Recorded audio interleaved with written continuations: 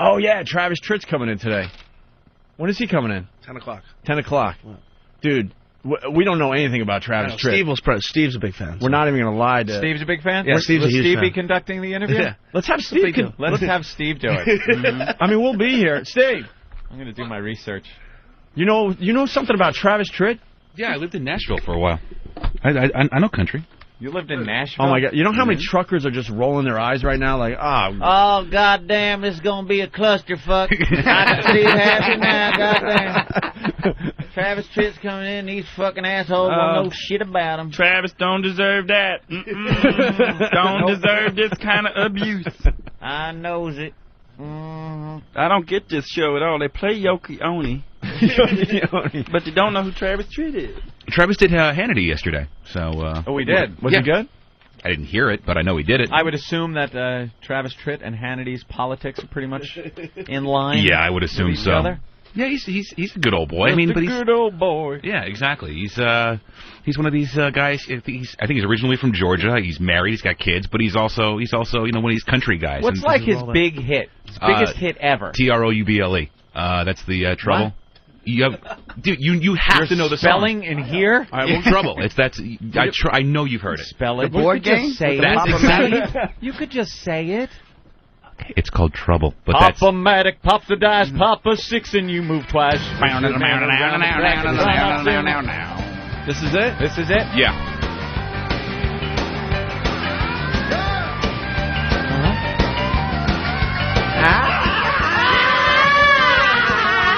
Hey, Jude. Hey, Jude. Na, na, na.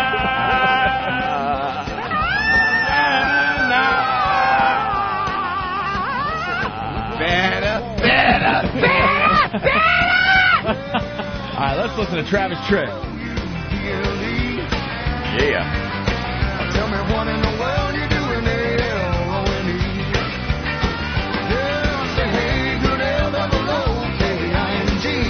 I don't recognize this at all. No? This is the biggest hit Travis Tritt has had? This is a big hit. What else? Anything else? I'm trying to think. Because it's got to be what? Didn't he have like a crossover hit or something? I can't think of the name of it. This is his new one. Spell it. All right, cool. The new song's pretty good too. At least the one, this Girls Gone Wild song that's off the new one. All right, right on. Travis Tritt coming in at 10 o'clock. Well, it's nice. You're opening up your minds. Open your mind. Big hit was Here's a Quarter. Here's a Quarter? Yeah, that sounds familiar. Yeah? All right, hear a little of that. All right, go ahead. Oh, I think I do know this one. You say you were wrong to ever leave me alone, and now you're sorry, you're lonesome and scared, and you say you'd be happy if you could just come back home. Well, here's a quarter, call someone who cares. I've heard this. Call someone who listens and might give a damn. Maybe one of your sorted. This is the lighter song. Yeah. Ballad. Get the lighters out. Around here handing me none of your lines. Here's a quarter. Call someone who cares. All right. Yeah. Now we're getting abused on the phone lines. Why? Here. Let's go to Mike in California. Mike, what's up? Not much. I just want to let you guys know that if you guys don't know who Travis Tritt is, you guys are behind the times. Listen to the song. Quarter, call someone who cares. We never said we didn't know who Travis Tritt was. Everyone knows who Travis Tritt is. We're just not as familiar with him as we probably should be before we conduct an interview with the man. I know his name. Steve C knows. I know his name. That's about it. Well, I just want to say I've been listening to you guys since, well, all right. Hey, thank you, Click. I don't know. Thanks for your support. Okay. Well, Travis Tritt's coming in. Sunset Thomas is next. Adam Farrar is sitting in. I've heard of Sunset Thomas. And sure. And we're going to play this little thing from the old days. She does that P-O-O-N-P-O-R-O-N. I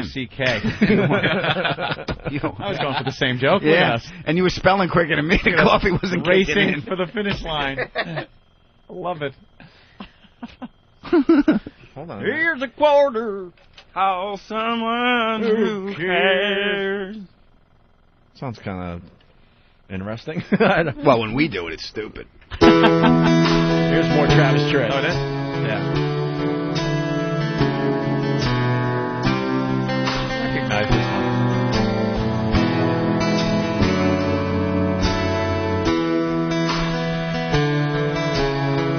Pretty intro.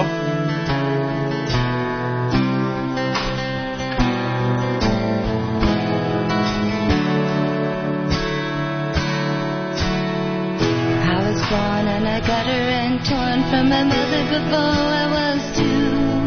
What's a poor little fucker like me to do? Hit the streets, beat to multiple meats till my palms turning black and blue. And my heart I was singing this song to you.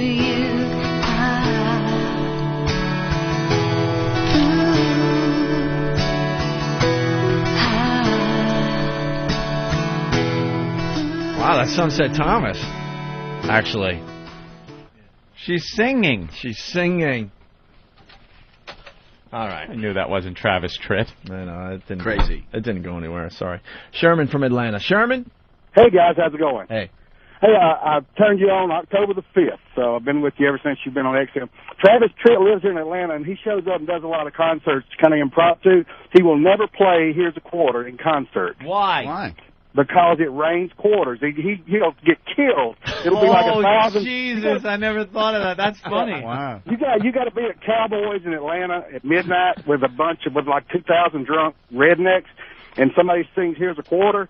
It's rains quarters. He's been here to That's a great gag, man. Yeah, be sure to ask him about that. I definitely will. Cool. Thank you for helping us out with the interview. That's fun. Can you imagine? Yeah, it's a serious song. And I'm going home and writing a song. Here's some pussy. All you hear on the stage is playing. Yeah, actually, you have to find that out somehow. Yeah. That there's a reason you shouldn't do the song any longer. All of a sudden you're playing it, and you imagine walking off stage, the whole band's got covered with wells. We got to have a meeting. Yeah. I want to talk about the set list. Travis, I don't think we all play that quarter song no more. But you think that's it?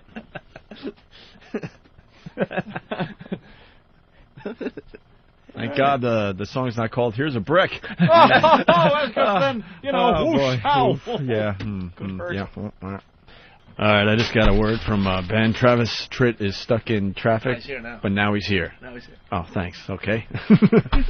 He's here? He just walked in. We've been filling. Should we take a break and then we'll... How funny would it be if he walks in and he's got take a payas running right down the side of his head? All right, we'll take a quick break and we'll talk to Travis Tritt next. All right. He's got a whole posse and everything. Oh, yeah. This guy must be huge. Girls Gone Wild, reality TV style. Just miles and miles of those girls gone wild.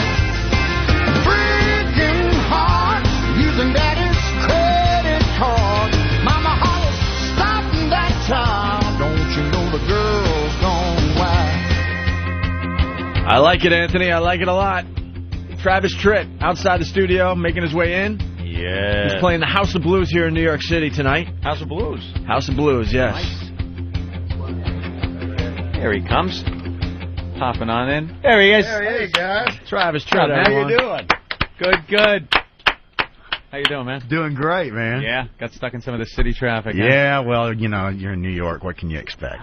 That sucks. Kind of the deal. It really does. It's really not much different than Atlanta, though. I'm from Atlanta. Oh boy, we got something in common. You know, we almost took a radio job down in Atlanta, and they were trying to convince us that Atlanta's just like New York City. It really is, brother. In some respects, I mean, we didn't see it. I got it. They took us to some redneck bars. Anthony and I, we've seen a lot in our years, and we were kind of scared. Well, I think they call it like the New York of the South. And That's believe exactly me, what they were telling believe us. me, years ago when I first got into the music industry, everybody kept telling me, you need to move to Nashville. Which, at that time, Nashville had no sports teams whatsoever. They had no good restaurants. They're still working on that, and they're trying to get that together. But it was just, I said, what in the world am I going to do up here, Mm-hmm. So I stayed at home, stayed in Atlanta. Yeah. And at least had decent sports and decent restaurants. At least you had music, though, in Nashville, you know? Yeah, like, well, if you're going to Nashville, at least you got music. Which, you know, the surprising thing, Music City, USA, and there's no places to go, or at least there weren't at that time, to go hear live music. In Nashville? Really anywhere. It was surprising, really surprising. You would think, you know, the whole image you have in Nashville is well, every corner you're just... Music City, USA, yeah, it's on every sign going into town, and... we got to tell you, Atlanta has so much crazy stuff going on, too. Oh, yeah. It fascinates Anthony and I. It really does. We were down there interviewing, just really fast, maybe get your take on this whole Freaknik thing that happens. Yeah. Dude. Yeah. Holy crap. Oh, yeah. That's all I have to say is holy crap. Yeah. Yeah, we were stuck in traffic because 3 cars across the whole highway we were on were stopped, and people were dancing on the cars. Yes. And we're like, oh, boy. I'm surprised they were just dancing on the cars. This is how it's yeah, we saw some stuff that might have looked like dancing. Yeah, exactly. This is how it was told to us. It's spring break for black colleges, and they go to Atlanta.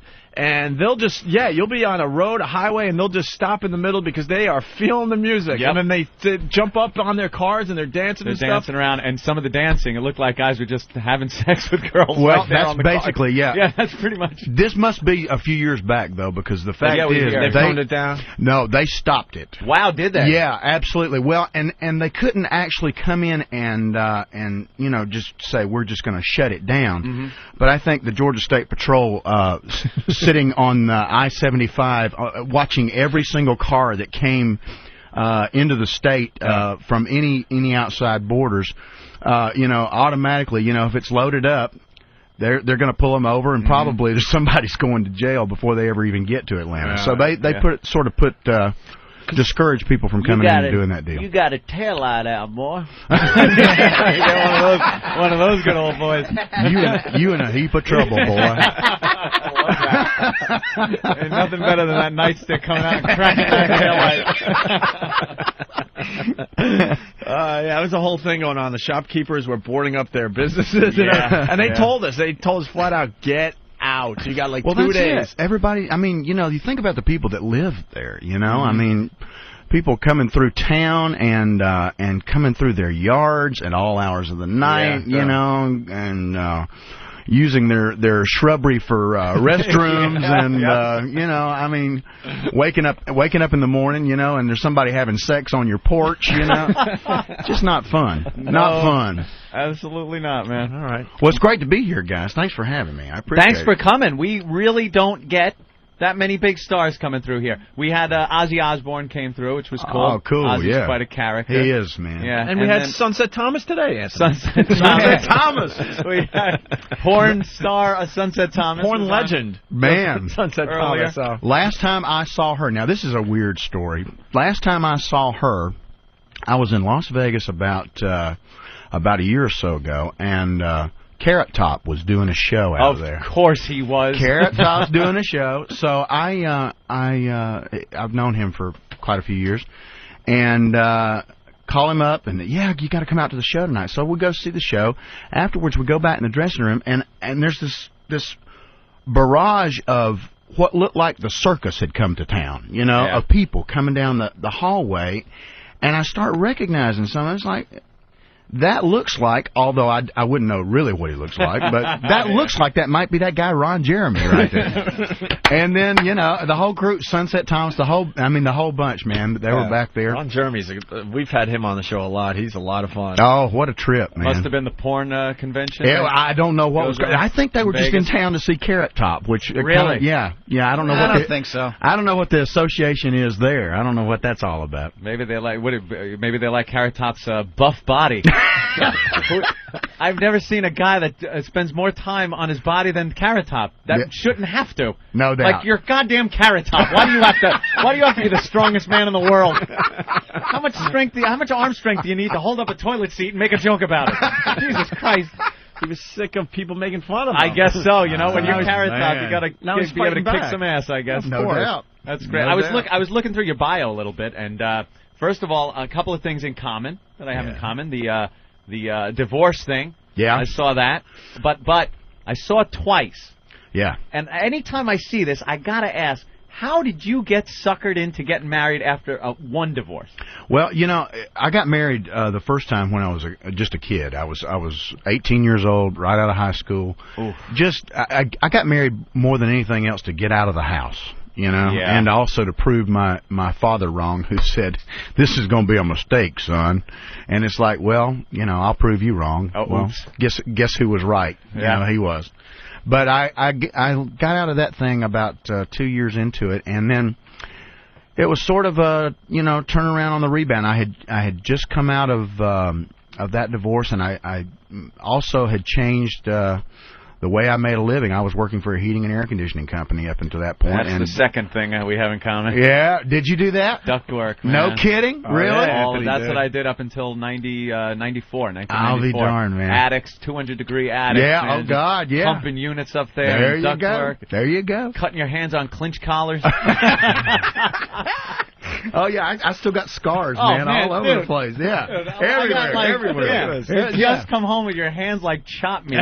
It is just thankless work, and that's because you chose not to suck cock. Well, that's what Sunset Thomas... Well, now we got to explain to Travis. Sunset Thomas is in, and she said at one point she's eating ramen noodles and living on a mattress in some room somewhere. Yes. And... She was at the crossroads of her life. Yeah, crossroads of her life, and that's when she decided to go into the porn industry. And Anthony, before that, said, well, I was doing the same thing. I was eating ramen noodles and living in my car, but I didn't have the option of, sucking cock. Thank you. Opie put it so eloquently. I had to go and then decide I was going to have to work for a living. And got into sucking cock. Started sounding like a good idea when you were in some of these attics. Jesus Christ.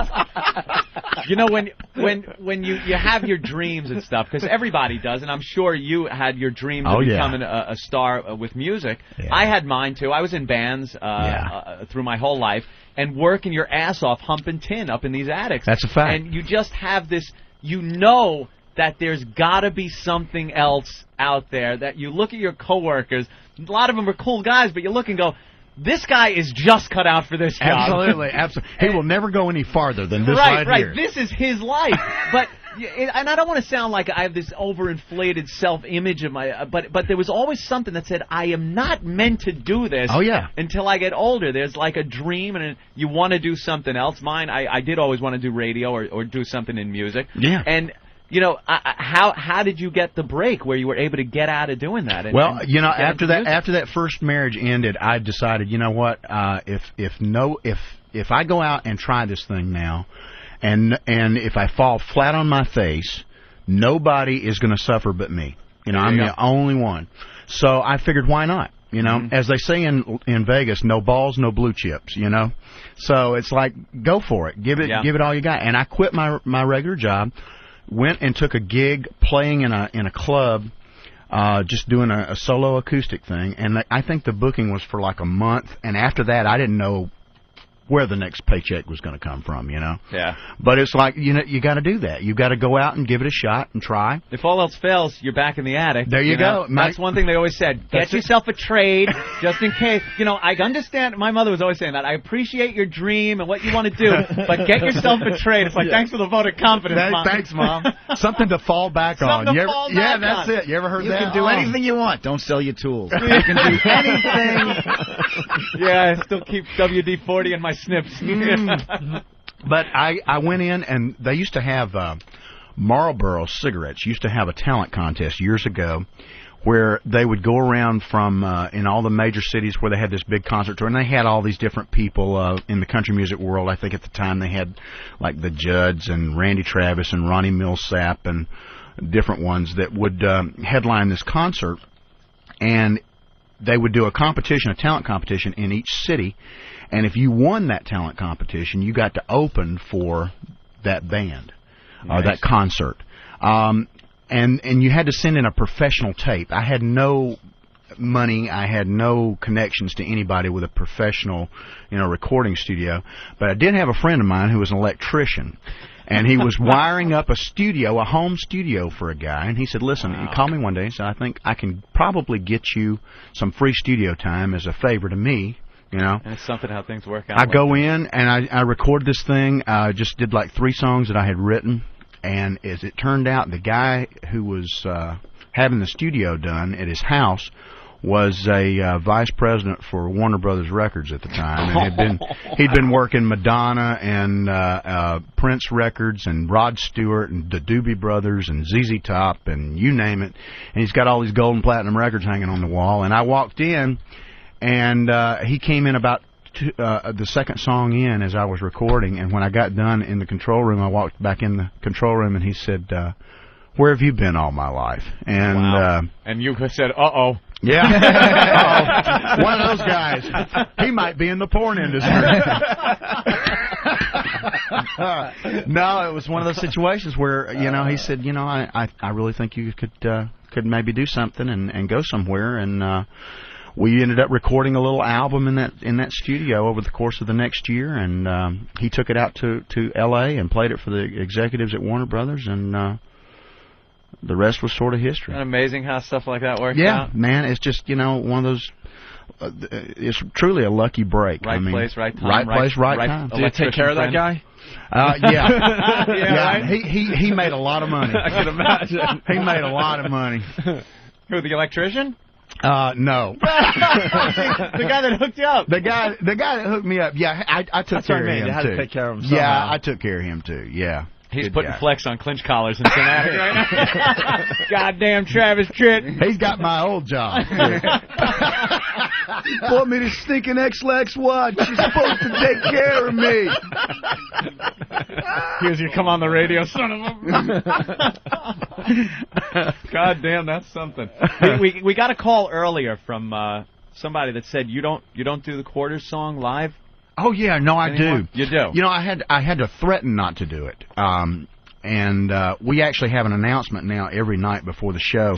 Actually, Larry the Cable Guy recorded it for me, and he came out on the road and did several shows with us a few years back. But it's one of those things. I was on stage when I first started doing Here's a Quarter Call Someone Who Cares. Somebody got the bright idea that the thing to do would be to pitch quarters up on the stage. What is this, Rocky Horror, you freaks? It was the electrician. Yeah, it was the electrician trying to beam you. The weird thing is that apparently this is something that's kind of gone on. I was talking to some of the guys from Leonard Skinner, Gary Rosling's a good friend of mine.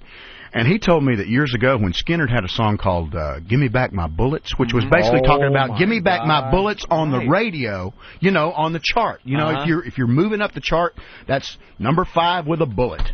Well, that's what the song was talking about. But they came in and people thought it was talking about live ammunition, which they brought to concerts and then threw up onto the stage. What madmen. Can you believe that? And somewhere that same mentality transferred over into this song. And when it first started out, it was actually kind of cool because we were playing little small clubs and stuff. It wasn't anything really, really huge. If you threw from the back of the room, that's probably about 50 feet. So, that's not a big deal. Right. But, you start playing big arenas and stuff, you try to get a quarter from third row balcony to the stage. You've got to hurl that son of a gun, So I was on stage one night in Bristol, Tennessee, and playing a big arena up there, and somebody threw one. I don't know where it came from, but I got hit just above the left eyebrow, and I thought I'd been shot. I mean, it just literally, it was like one of those things, I could picture my head going back, it looked like JFK in the Zapruder film, And I immediately, I thought, what in the hell was that? And I looked down at the front of my guitar, and there's just blood just, gushing down the front of my guitar. Wow. And so I turned around, I ran back to the drum riser, and I grabbed a towel, and I put it up on my head. I thought, well, okay, I'm going to be all right. This is going to stop any second. Consummate professional. Must go on. I'm thinking I'll walk back up there and start singing. Well, you can't stop the blood. And I walked back up to the microphone, and now I'm starting to get dizzy. It ended up stopping the show, and for a while I thought, how are we going to deal with this? This is one of the biggest hits of my career at that point, and at the very beginning, how am I going out in a suit of armor playing the song? So wearing riot gear, Kevlar, put up the chicken wire like in the Blues Brothers movie. There you go. Right. That's it, man. But we started. My manager at the time told me, he said, let's try making an announcement, basically just letting people know that, you know. Oh, that never works. Because it's such a huge song. It's not one of your songs that you could just, we just won't play it anymore. Yeah. Like a B-side or something. Exactly. You know, it's one of those that people are going to want to hear. Yeah. So, you know, we basically just put the word out that, okay, look, if that does happen again, obviously it stops a show. And, you know, really you people are the ones screwing yourselves because, you know, I've already gotten paid, so it doesn't make any difference, you know. But it actually did work, surprisingly enough. We do a lot of stuff in front of our fans, and when we have to make these silly announcements, different fans, and the manager of the club or the place we're at is always begging us, no, you have to tell them this, and as soon as we tell them, it just gets worse.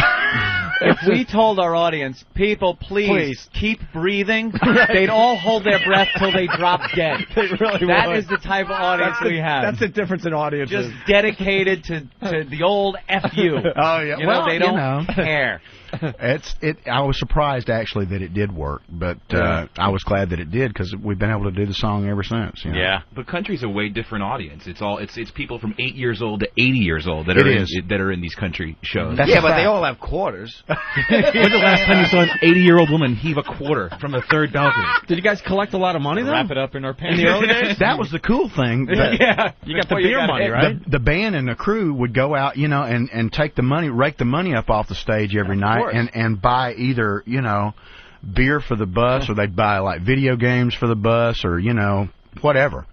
You know, Sunset Thomas videos, you know, whatever it may be. That kind of thing. Did you ever go through a point where you were still working for a living, but you heard yourself maybe on the radio, or had you cut? You know, I had pretty much gotten completely out of it at that point, but it was. I still remember the first time I ever heard myself on the radio. Man, it was just, and to this day, it's still something that, quite frankly, I can tell you everywhere I was, exactly where I was when I heard any of my singles on the radio the first time. Really? Because there's still something new about that. You know, it's just the greatest feeling in the world to be able to know that was something. I mean, when I was a kid growing up, you know, listening to the radio, and that was a dream. That was making it. Yeah, you know, I never ever thought I would ever be amongst those people. You know, I never thought I would ever even get a chance to meet half of these people, and much less get played on the radio. So for me, it's kind of like I feel like I won the lottery every day. You know, I'm a lucky guy, and it's it all goes back to that first time, man. I remember, you know, the band and we were going up to do a showcase in Nashville. We'd all packed into like 2 rental vans that we had, panel trucks that we had rented, and we were driving back from Nashville, and we just about had lost the radio station there, just about completely faded out, but they came on and said, and coming up next, that new single from new country artist Travis Tritt, and we pulled the vans over on the side of the road, on the side of the interstate, and sat there and waited for them to play the song, and it was just like, this is as good as it gets. That's you know, You're on the road. You're playing music. It's on the radio. That's it. Yeah. Were you humping your own gear at the time, too? Oh yeah, man, doing everything. You know, it's funny because when we hire people now, you know, and regardless of whatever job it is in my organization, I tell them, I say, you know, there's not a single thing that you guys, that I'm going to hire you guys to do or expect you to do that I haven't done physically at some point. Rig your own lighting. Oh and yeah, man. Run your own soundboard, rig your own lighting, schlep your equipment in and out of the place. It gives you know, a greater appreciation for what the other guys are doing nowadays. Absolutely, man. You Absolutely. don't treat them like shit when That's you've a done fact. it yourself. Ant's got a similar story about hearing himself on the radio the first time. Yeah, because you guys do have a lot in common. I always loved radio. Did a lot of song parodies with my band that I had years ago, and they'd be played on the radio. And I used to go on Opie's show. He was on BAB out on Long Island. And the morning guy. Yeah, we started working together, but I couldn't get him, aboard yet. So he was like, so I was still up in the attics, knocking tin and stuff. Right. So for some reason, the morning show guy would take Opie's show, like funny parts of Opie's show, and play them on his show. Really? It's like give him some time. You know, notorious radio guys. They're all a bunch of pricks. Just whatever they could get, that'll burn another 5 minutes. And he would never say where it never came give credit for it or anything. Oh. So this was like one of my song parodies, and I hear it pick up in the morning. I'm under something, just probably tarring this fixture that's going through a rooftop, and it's just I'm in hell, and I hear myself on the radio, and I'm like, this is pretty cool. No recognition, no name that it was me, nothing. Oh, he just comes on, all right, we'll be back after this. Goes to commercial. Oh, my God. I'm sitting there cut up, covered with tar, just sitting there going... With a tear in his eye. I'm like, why isn't this as cool as I imagined it would have been?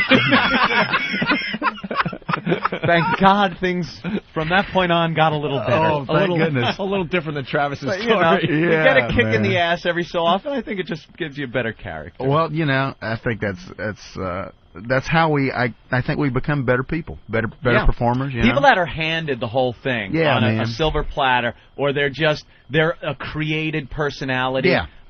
They're bound for failure. It's going to be very short-lived, and they're not going to be able to handle it well. They're not going to work with their people well. You can't be treating the people like crap. You can't, be a prima donna all the time.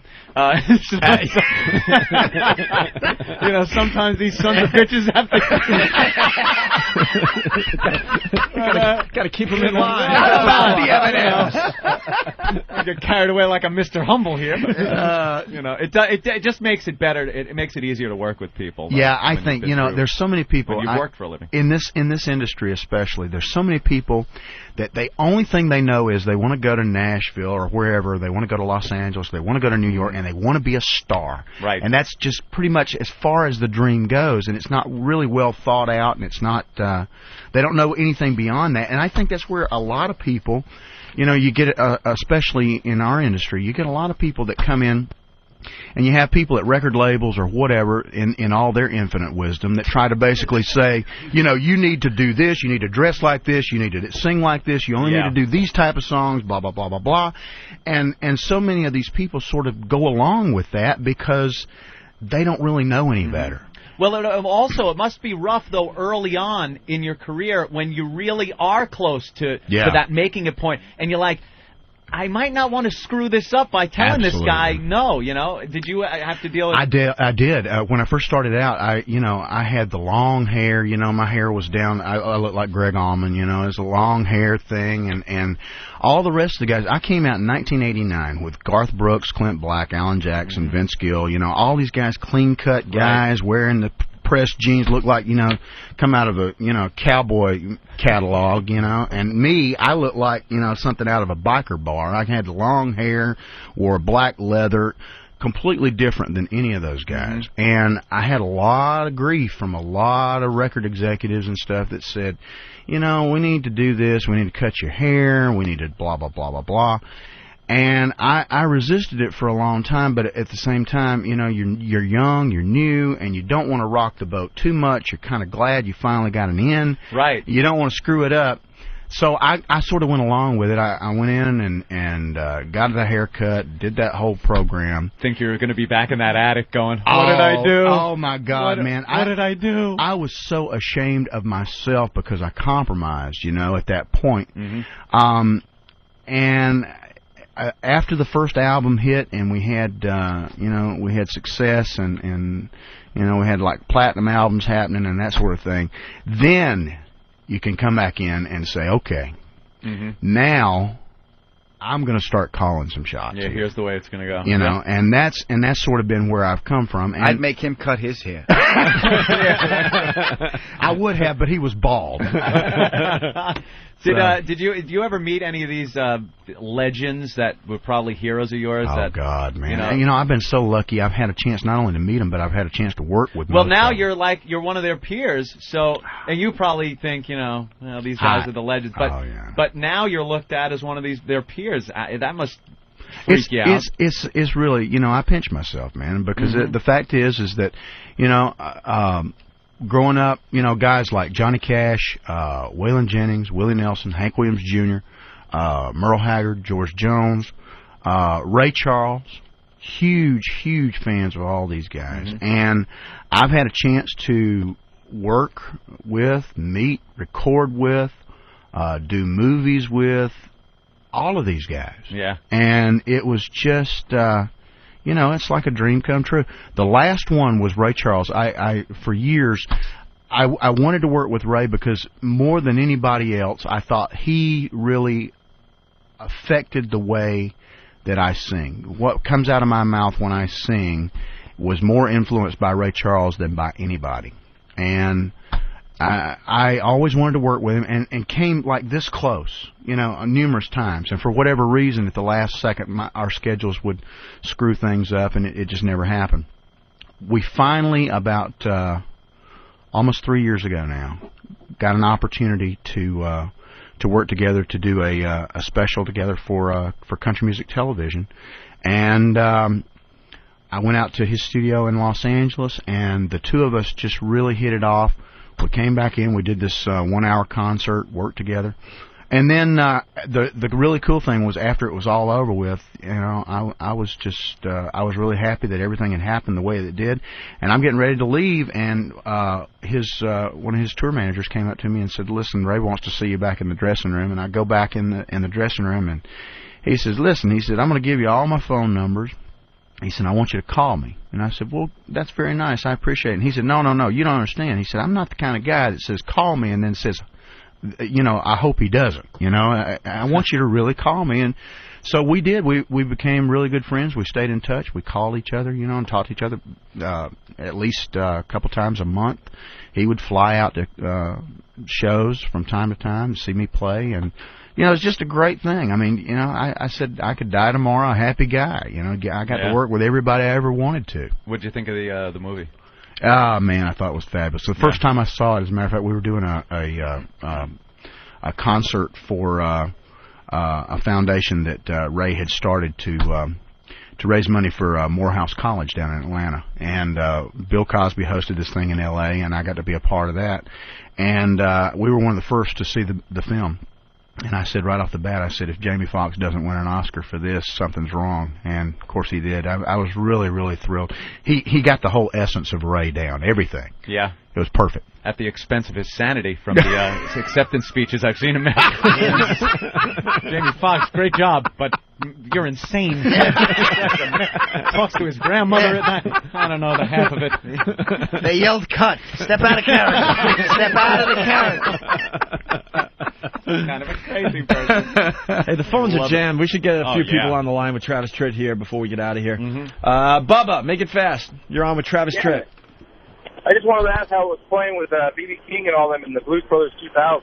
Oh, that was really cool. You know what? I got to do that thing. We went up to Canada a few years ago and shot that film, and getting to be on stage with people like Eric Clapton and